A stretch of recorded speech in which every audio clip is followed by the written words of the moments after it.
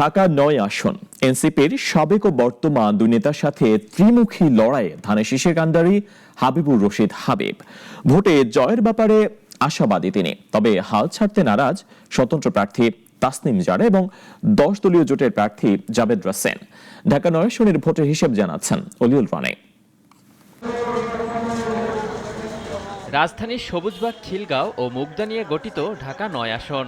বর্ষাকালে সড়কের জলাবদ্ধতা ও শীতকালে তীব্র গ্যাস সংকট যেন এ এলাকার পরিচিতি। এছাড়াও মাদকের আখড়া আর ফুটপাত দখল যেন নিত্যদিনের ঘটনা। বিগত দীর্ঘ সময়ে ঢাকা ৯ আসনের বাসিন্দাদের মুক্তি মেলেনি এসব নাগরিক দুর্ভোগ থেকে। সমস্যা বলতে অনেকই আছে, একটা না, এলাকার সমস্যা অনেকই আছে।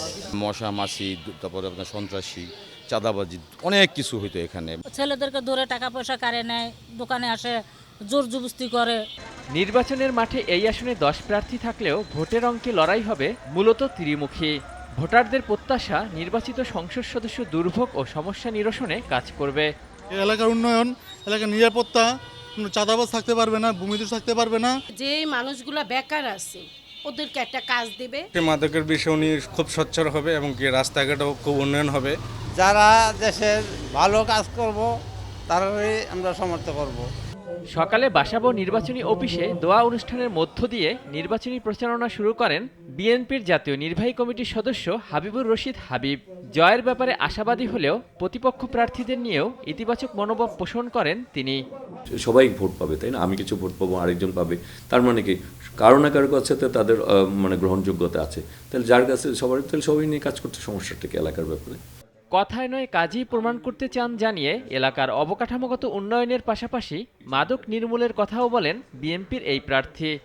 নাগরিক সুবিধা বঞ্চিত কারণে একটা পরিবেশ এখানে নষ্ট হচ্ছে এবং এখানে মাদকের সাথে মাদককে মুক্ত করার আমি নিজে চাই এই যে সমাজ মাদক মুক্ত হোক। কারণ হচ্ছে আমরা এই মাদকের ব্যাপারে আমি কোনো রকম কাউকে আমার দলের লোকজন যদি কেউ জড়িত হয় তাকে আমি দল থেকে করতে দিব না, দল থেকে বহিষ্কার করব। জনসংযোগে জোরালোভাবে নেমেছেন স্বতন্ত্র প্রার্থী তাসনিম জারাও। নিজের গ্রহণযোগ্যতা তুলে ধরে বোঝার এবং জানার চেষ্টা করছেন সাধারণ মানুষের ভাবনা। তবে গণমাধ্যমে কথা বলতে রাজি হননি তিনি। সমস্যা নাই, এটা থাকবে পরে, কোনো সমস্যা নাই। আপনারা তো কভার করতে পারছেন, আমাকে একটু আরেকটা জায়গায় যেতে হবে।